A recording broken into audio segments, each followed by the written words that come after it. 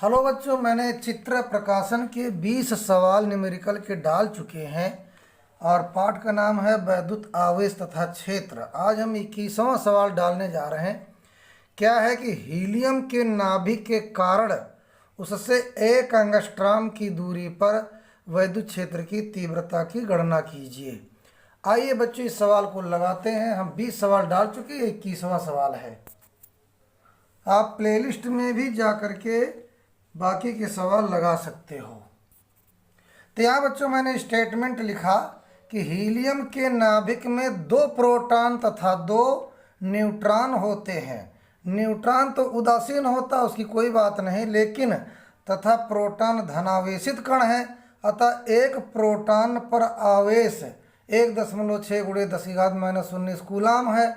लेकिन जैसे मान लिया यहाँ 2 प्रोटॉन है तो वहाँ 2 इलेक्ट्रॉन भी होंगे, तो हम 2 इलेक्ट्रॉन का धनावेश कितना होगा। जैसे यहाँ 1.6 × 10⁻⁻19, तो इसको हम 2 से गुणा कर देंगे। तो आइए इसके अनुसार हम सवाल को लगाते हैं।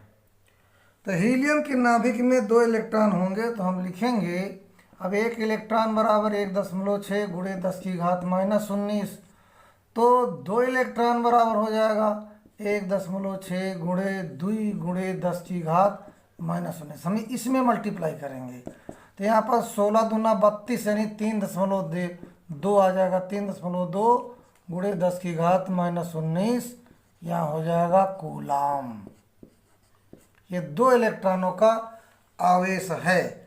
अब हम ये भी जानते हैं कि यहाँ पर 1 एंगस्ट्रॉम यानी जो है उस दूरी कितनी है, 1 एंगस्ट्रॉम, तो हम लिखेंगे R बराबर 1 एंगस्ट्रॉम। और ये जान लो कि 1 एंगस्ट्रॉम बराबर होता है 1 × 10⁻⁻10 मीटर। हम यहाँ पर इसको मीटर में ही लिखेंगे। और हमें निकालना क्या है, वैद्युत क्षेत्र की तीव्रता। तो वैद्युत क्षेत्र की तीव्रता को हम ई से डिनोट करते हैं। वैद्युत क्षेत्र की तीव्रता ई निकालेंगे, ई का क्वेश्चन मार्क कर देंगे। अब हम लिखेंगे वैद्युत क्षेत्र की तीव्रता का फार्मूला। तो वैद्युत क्षेत्र है ना की तीव्रता ई बराबर रखेंगे। अब यहाँ पर वैद्युत क्षेत्र की तीव्रता ई बराबर 9 × 10⁻⁹ Q/r²। हम इसी से ई का मान यानी वैद्युत क्षेत्र की तीव्रता का मान निकाल लेंगे।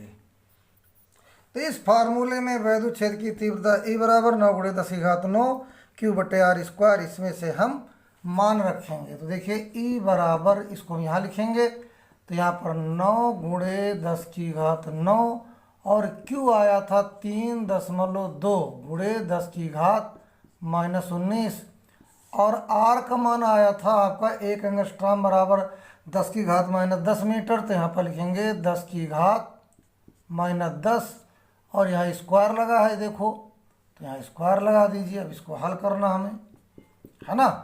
अब यहाँ लिखेंगे 9 × अब 3.2 को 9 से मल्टीप्लाई कर दो, तो देखिए 9 दूनी 18 का 8 से लेब 9 त्रुक 27 से 28 और 1 अंक में दशमलव लगा। और यहाँ पर देखो 10⁻⁻19 में 10⁻9 घट जाएगा तो हो जाएगा 10⁻−10, तो यहाँ हो जाएगा 10⁻−10। अब बटे में अब इसका इससे मल्टीप्लाई कर दो तो हो जाएगा 10⁻−20, है ना। अब इसी को हम ऊपर लगाएंगे। फिर इसके बाद यहाँ आ जाएगा ई बराबर यहाँ 28.8 × 10⁻−10। इसको 10⁻−20 को ऊपर ले जाएंगे तो हो जाएगा प्लस में 10⁻20 हो जाएगा। फिर ई बराबर 28.8 × 10⁻20 में यहाँ 10 घटा दे, प्लस में माइनस में, तो हो जाएगा 10⁻10।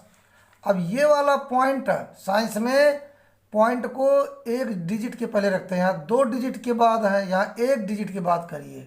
तो ई बराबर हो जाएगा आपका 2.88, तो यहाँ 1 बढ़ा दो तो आ जाएगा × 10⁻11, है ना। अब यहाँ पर विद्युत क्षेत्र की तीव्रता का मात्रक रखेंगे तो हो जाएगा न्यूटन प्रति कूलाम। न्यूटन प्रतिकूलम, यही आपका आंसर होगा। ठीक है ना। देखिए जब इस 28.8 है, ये दशमलव जब हम यहाँ पर लगाएंगे एक डिजिट के बाद यानी 2 के बाद, तो यहाँ एक पावर और 10 का जुड़ जाएगा, तो हो जाएगा वैद्युत क्षेत्र की तीव्रता E बराबर 2.88 × 10⁻11 न्यूटन प्रतिकूलम। वैद्युत क्षेत्र की तीव्रता का यूनिट होता है न्यूटन प्रतिकूलम, न्यूटन प्रतिकूलम। धन्यवाद बच्चों। अब जो है आगे एक सवाल कल हम फिर अगली वीडियो में डालेंगे। नमस्कार।